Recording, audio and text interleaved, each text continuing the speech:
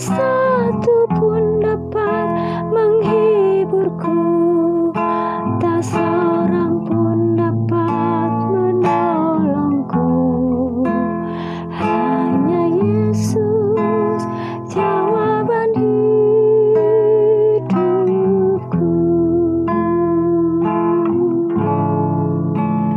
Hanya Yesus jawaban hidupku.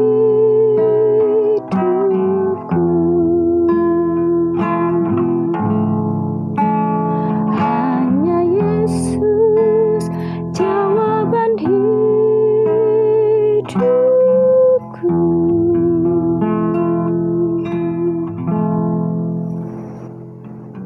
Bapak, Ibu, pemuda, remaja, dan anak-anakku, serta para lansia, damai sejahtera Tuhan menyertai kita semua. Senang sekali saya bisa berjumpa dengan Anda kembali melalui renungan harian GKI Kuitang yang bertema Kalaku Cari Damai. Bagian Alkitab yang mendasari renungan kita hari ini diambil dari Yohanes pasal 14 ayat 27. Tuhan Yesus bersabda, "Damai sejahtera ku tinggalkan bagimu, damai sejahtera ku berikan kepadamu, dan apa yang kuberikan tidak seperti yang diberikan oleh dunia kepadamu. Janganlah gelisah dan gentar hatimu." Tahukah saudara, kapan firman ini diucapkan oleh Tuhan Yesus? Ya, firman Tuhan ini diucapkan oleh Tuhan Yesus sebelum peristiwa kematiannya di atas kayu salib. Karena ia tahu bahwa murid-muridnya akan mengalami banyak pergumulan yang berat ketika ia disalibkan. Ia mau memberikan damai sejahtera bagi murid-muridnya. Ya, hanya Yesus yang mampu memberikan damai sejahtera bagi murid-muridnya. Damai sejahtera yang diberikan Tuhan tidak sama dengan apa yang diberikan oleh dunia. Karena memberikan perasaan yang tenang di dalam hati. Di awal renungan kita ini, kita mendengar persembahan pujian yang indah dari seorang anak Tuhan. Kalaku cari damai, hanya ku dapat dalam Yesus. Kalaku cari ketenangan, hanya ku temui di dalam Yesus. Mengapa saudara dikatakan hanya di dalam Yesus? Karena tak satu pun dapat menghiburku, tak seorang pun dapat menolongku. Hanya Yesus jawaban hidupku. Ya, indah sekali saudara. Lagu yang sekarang sangat populer ini menjadi berkat bagi banyak orang. Saya senang dan bersyukur ketika mendengar kesaksian anak-anak Tuhan yang mengalami pergumulan hidup yang berat di masa seperti sekarang ini. Namun mereka dapat bersaksi, "Bersama Dia hatiku damai, walau dalam lembah kekelaman. Bersama Dia hatiku tenang, walau hidup penuh tantangan." Luar biasa saudara, bersama Yesus anak-anak Tuhan mengalami ketenangan dan kedamaian. Meskipun menghadapi pergumulan dan tantangan, anak-anak Tuhan dapat bersaksi, hanya Yesus jawaban hidupku.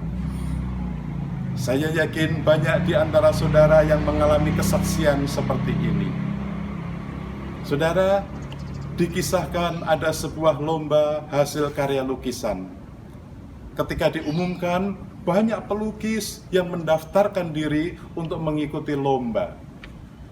Peserta lomba diberi waktu 1 bulan untuk melukis dengan tema yang sudah ditentukan.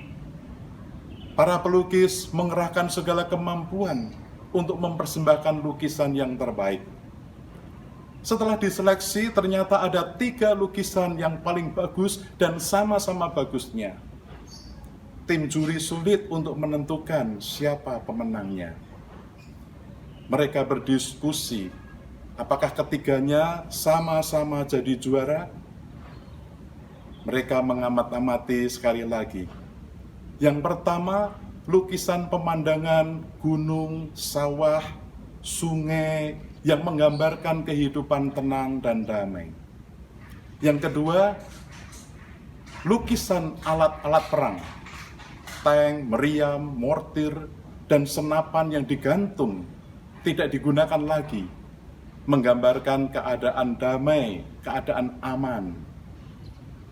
Ketika mengamati lukisan yang terakhir, para juri tertarik terhadap lukisan ini karena memiliki nilai filosofi kehidupan yang sangat tinggi dan patut menjadi juara, yaitu lukisan seekor burung tua yang sudah rontok bulu-bulunya berada dalam sarang, sedang disuapi oleh burung-burung yang muda.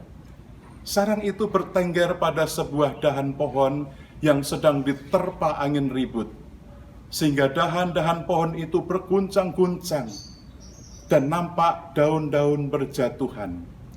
Namun burung-burung itu dapat tetap menikmati kehidupan di tengah tiupan angin yang ribut itu. Seperti itulah makna damai yang diberikan Tuhan Yesus kepada kita di tengah-tengah situasi pandemi COVID-19 ini. Melalui kisah ini, kita diingatkan untuk tetap sabar menghadapi realitas yang sulit ini.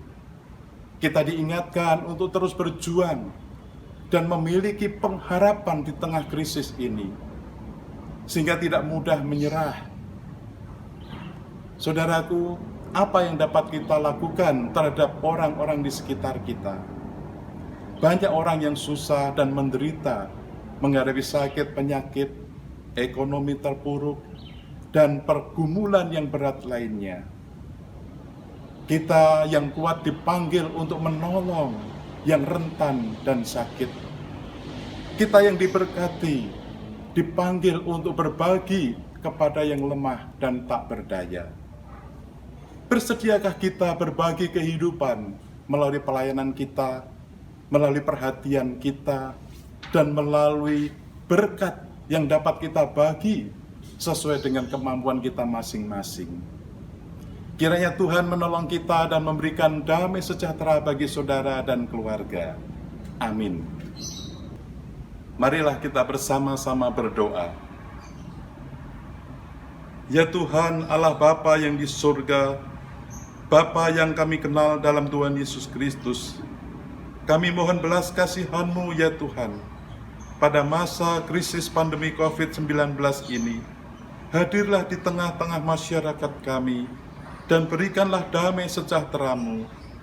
Mampukanlah kami berbagi kehidupan melalui kasih dan pelayanan kepada sesama kami, meskipun kami juga mengalami dampak pandemi ini. Dalam nama Tuhan Yesus Kristus, Juru Selamat kami yang hidup, kami berdoa. Amin.